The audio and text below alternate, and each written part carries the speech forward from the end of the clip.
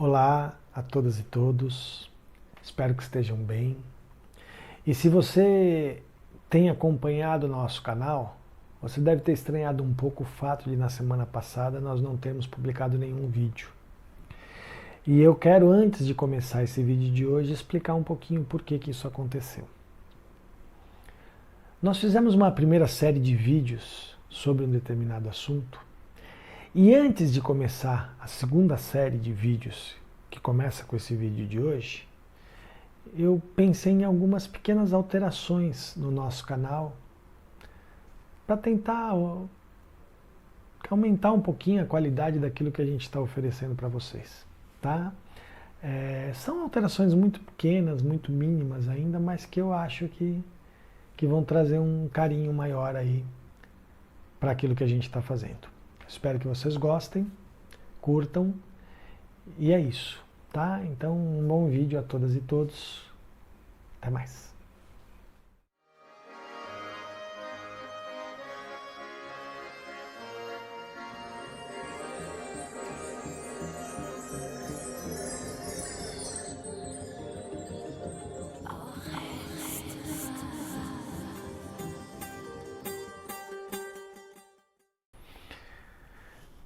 No vídeo de hoje, nós vamos iniciar a nossa segunda trajetória reflexiva, dessa vez mais especificamente no campo da literatura.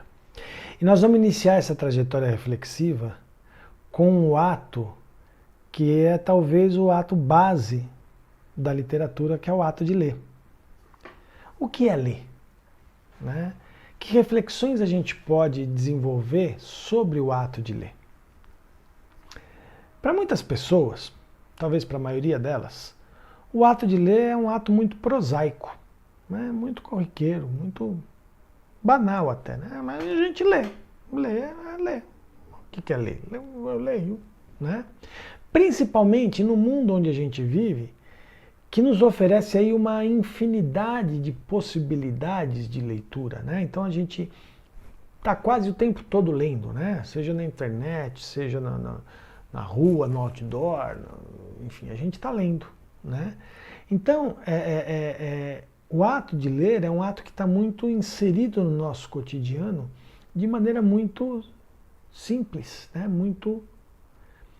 E aí, então, a gente pensa, será que o ato de ler exige uma reflexão tão profunda assim? Então, nós vamos começar a responder essa pergunta trazendo as palavras de três figuras muito significativas que resolveram elaborar uma certa ideia sobre o ato de ler. A primeira dessas figuras é Mikhail Bakhtin, um filósofo russo do século passado. Ele morreu em 1975. E Bakhtin foi um grande estudioso das teorias literárias. E para Bakhtin,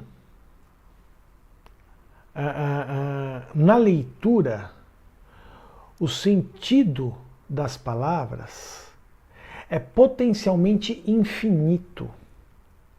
E ele sempre vai se atualizar em contato com os sentidos trazidos pelo universo interior do sujeito de compreensão, do leitor. Ou seja, o ato de ler é um ato onde o leitor vai pegar todos os seus sentidos internos, colocar esses sentidos internos na potência infinita de possibilidades de sentidos do texto literário. E é nesse encontro, nesse contato dos seus sentidos internos com essa infinitude de sentidos do texto literário que ele vai construir o sentido próprio do texto para ele. A segunda figura que falou sobre o ato de ler foi Peter Brook. Peter Brook é um diretor de teatro britânico, também do século passado, mas um pouco mais contemporâneo, ainda está vivo. Inclusive, no ano passado, Peter Brook recebeu um prêmio muito importante da arte espanhola como um dos mais importantes diretores de teatro do mundo aos 94 anos de idade, né? E o Peter Brook vai dizer sobre o ato de ler o seguinte: se nós nos demorarmos amorosamente no interior de uma frase, nós vamos conseguir perceber em cada palavra e em cada sílaba ressonâncias que nunca se repetem duas vezes igualmente. Ou seja, para o Peter Brook, primeiro, o ato de ler é um ato de afeto. E segundo, que esse ato de afeto nos leva a perceber múltiplas ressonâncias em cada palavra, em cada frase, em cada sílaba. E a terceira figura que falou sobre o ato de ler dispensa apresentações, né? É o grande e querido mestre Paulo Freire, que vai dizer o seguinte: que o ato de ler não se esgota na decodificação pura da palavra escrita e da linguagem escrita, mas sim se antecipa e se alonga na inteligência do mundo. Ou seja, o ato de ler, ele vai para além da decodificação das palavras e ele se coloca como um ato de interpretação do mundo a partir do texto lido. Bom, por essas três ideias trazidas por essas três figuras importantes, a gente já viu que o ato de ler não é tão prosaico assim quanto a gente podia imaginar de início. Então nós vamos refletir mais profundamente sobre o ato de ler a partir da teoria de leitura crítica desenvolvida por um discípulo de Paulo Freire, o professor Ezequiel Teodoro da Silva. O professor Ezequiel, ele é um professor aposentado da Faculdade de Educação da Universidade de Campinas. E ele passou muitos anos se dedicando a pesquisar maneiras de formar leitores, né? Na escola, enfim. Ele é um pesquisador da área de educação, mas ele se debruçou especificamente sobre a formação do leitor. E aí ele desenvolve uma teoria que ele vai chamar de teoria da leitura crítica, que ele já proferiu diversas palestras em diversos eventos a respeito dessa teoria, e ele sintetizou essa teoria num livro chamado Criticidade e Leitura. E o professor Ezequiel vai dizer o seguinte: que existem três teorias clássicas da leitura. A primeira delas é aquela que fala em ler nas linhas do texto. Ou seja, a gente lê e compreende aquilo que o texto nos traz de sentido. A segunda teoria da leitura, apontada pelo professor Ezequiel, é a teoria que fala do ler nas entrelinhas do texto. Ou seja, você lê aquilo que não está escrito, mas que está subentendido numa segunda camada escondida do texto. Essa teoria até me faz lembrar de um conceito desenvolvido por um grande teórico do teatro, famosíssimo, chamado Konstantin Stanislavski, russo, que desenvolveu o conceito de subtexto, né?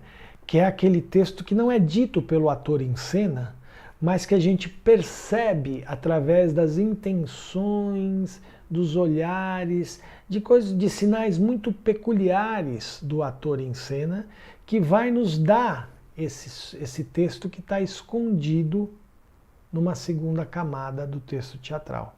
Que é a mesma coisa, né? Quer dizer, é a coisa das entrelinhas do texto. E a terceira teoria de leitura que o professor Ezequiel levanta é aquela que diz sobre o ler para além das linhas do texto. Ou seja, o ato de ler transbordando o universo do texto e fazendo uma leitura do mundo através do texto. E aí o professor Ezequiel vai dizer que a teoria da leitura crítica ela vai abarcar essas três teorias de leitura, mas vai ter um foco maior na terceira, que é o ler para além das linhas do texto. E o que para o professor Ezequiel vai ser esse ler para além das linhas do texto? Para ele isso é a capacidade de compreender todas as circunstâncias, todas as razões e todas as direções sociais que são permitidas ou não através da leitura do texto. Ou seja, a gente tem que, ao ler o texto, saber o que esse texto vai trazer, né? O que esse texto vai trazer a respeito de todas as realidades sociais que nos circundam enquanto leitores. Para que isso aconteça, o professor Ezequiel aponta a necessidade da existência de um leitor que tenha passado por um processo de amadurecimento, que ele vai chamar de leitor maduro.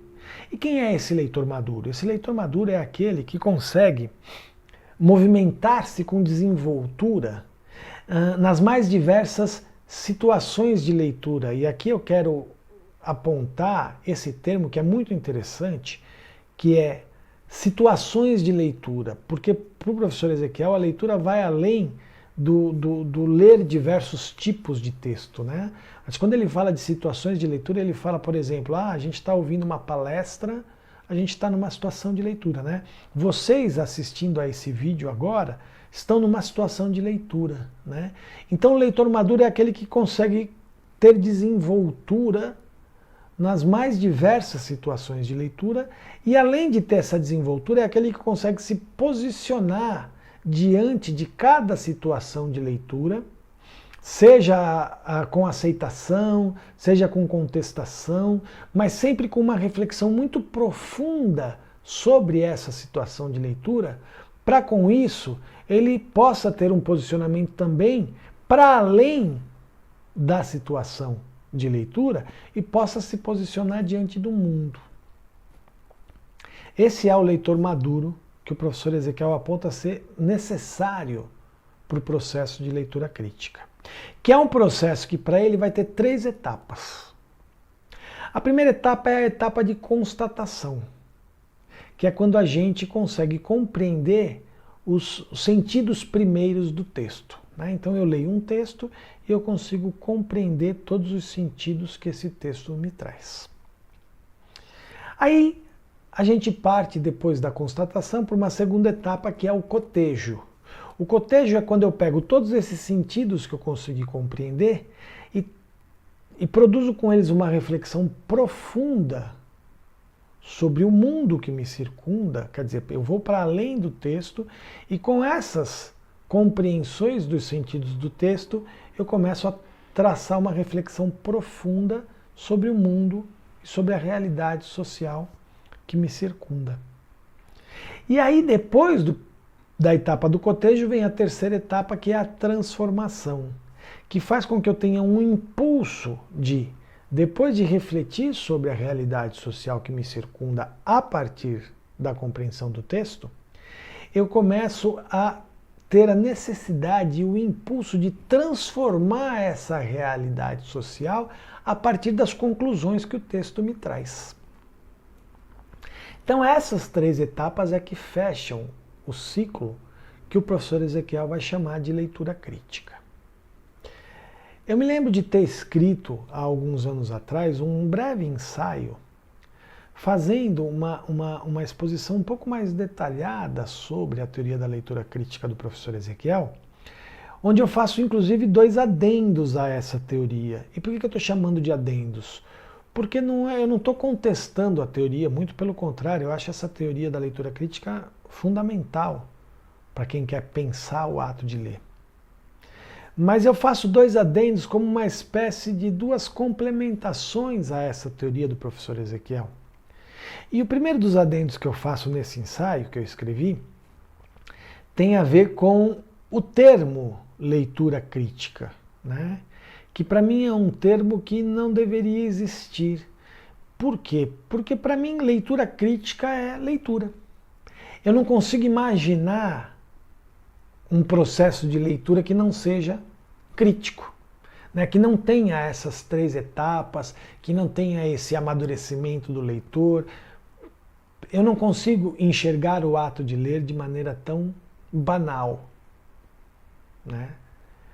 Eu entendo que o professor Ezequiel, quando elaborou essa teoria, ele vai elaborar de uma maneira mais didática, porque ele é da área de educação.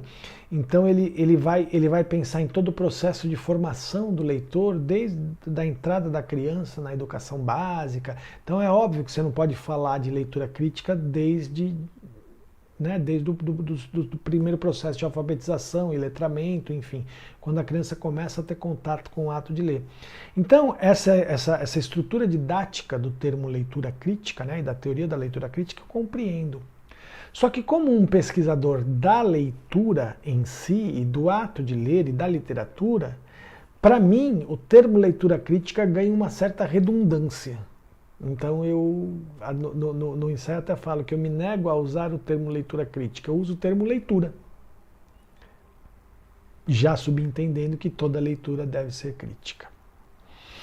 E o segundo adendo que eu faço à teoria do professor Ezequiel é em relação às 3 etapas do processo de leitura crítica. Não negando essas 3 etapas ou achando que elas não sejam importantes, não, de forma nenhuma, muito pelo contrário. É apoiando e, mais uma vez, compreendendo o caráter didático que essas 3 etapas têm. Mas o adendo que eu faço tem a ver com o fato de que a linearidade da sequência das 3 etapas não se encaixa de maneira tão perfeita em todos os tipos de textos, né? E aí eu cito como exemplo a literatura do Kafka.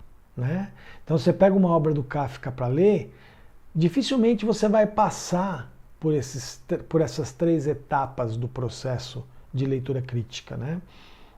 Isso não significa que você não consiga fazer uma leitura crítica do texto do Kafka.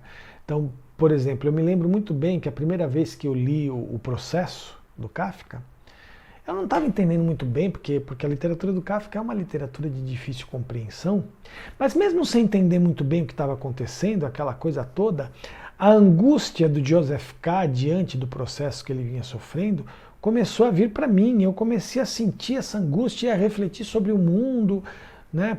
Sabe aquela coisa de para o mundo que eu quero descer, sabe essas coisas assim? Quer dizer, eu comecei a sentir essa angústia e a refletir sobre o mundo à minha volta, a partir da leitura, ou seja, eu estava de certa forma fazendo a etapa do cotejo sem necessariamente ter entendido, ter passado pela constatação, né?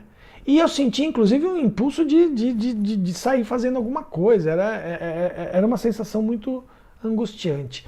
Então vejam, o que eu quero dizer com isso, né, e nesse segundo adendo que eu fiz no ensaio é isso. Eu até brinco no ensaio e falo que não é tão linear assim, pode ser, as etapas podem ser paralelas, circulares, explosivas, ou seja, que essas etapas, elas são importantes, elas têm que existir, mas elas não necessariamente vão existir de maneira plena e linear em qualquer texto literário. A literatura nos permite uma liberdade um pouco maior de atuação dentro dessas 3 etapas da leitura crítica do professor Ezequiel. Tá? É isso. Na próxima semana nós vamos continuar a nossa reflexão sobre literatura e sobre o ato de ler, e nós vamos partir das 2 figuras essenciais para esse ato de ler, o escritor e o leitor. Então na semana que vem nós vamos fazer um vídeo especificamente sobre o escritor e na outra semana um outro vídeo especificamente sobre o leitor. Vocês perceberam algumas mudanças que nós tivemos aqui no canal, como eu falei antes de começar esse vídeo, né? Teve a abertura, o nosso cenário está um pouquinho diferente, né? As imagens de livros lá atrás agora estão se revezando, né? Estão se movimentando em várias imagens em looping, né? E eu quero também começar, a partir do vídeo de hoje, a fazer uma indicação de leitura. Então eu vou encerrar cada vídeo sempre com uma indicação de leitura. Tá? E a indicação de leitura de hoje tem um pouco a ver com o ensaio que eu acabei de falar, que eu escrevi sobre a teoria da leitura crítica do professor Ezequiel. Quando eu falei do exemplo do Kafka como uma exceção a essa linearidade das 3 etapas, né, eu também citei um outro autor como exceção, que é Samuel Beckett. E eu quero indicar então uma leitura do Samuel Beckett. Para quem não sabe, Samuel Beckett é um dos escritores mais importantes da literatura europeia. Ele escreveu um dos textos de teatro mais enigmáticos e mais profundos da dramaturgia europeia, que é Esperando Godot. E para vocês terem uma ideia, um outro escritor também muito importante, que é o inglês Harold Pinter, que morreu em 2008, ele certa vez falou sobre o Beckett o seguinte, ele falou assim, eu não quero dogmas, não quero filosofias, não quero verdades rasas e nem respostas certas.